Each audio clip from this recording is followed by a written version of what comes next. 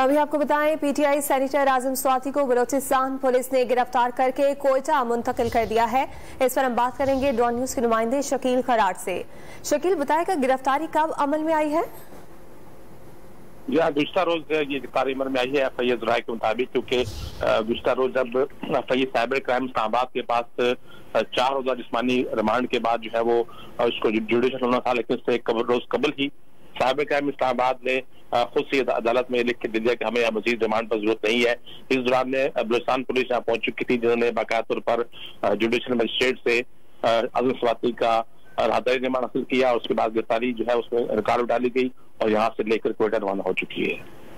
जी, आपको अपडेट कर रहे हैं। पीटीआई सेनेटर आजम स्वाति को बलोचिस्तान पुलिस ने गिरफ्तार कर लिया है और उन्हें कोयटा मुंतकिल कर दिया गया है। इस्लामाबाद के मकामी मजिस्ट्रेट से आजम स्वाति का राहदारी रिमांड मंजूर किया गया और सेनेटर आजम स्वाति को अब बलोचिस्तान पुलिस की जानिब से गिरफ्तार कर लिया गया है। मकामी मजिस्ट्रेट से आजम स्वाति का राहदारी रिमांड मंजूर किया गया। बलोचिस्तान पुलिस आजम स्वाति को गिरफ्तार करके कोयटा ले गई है।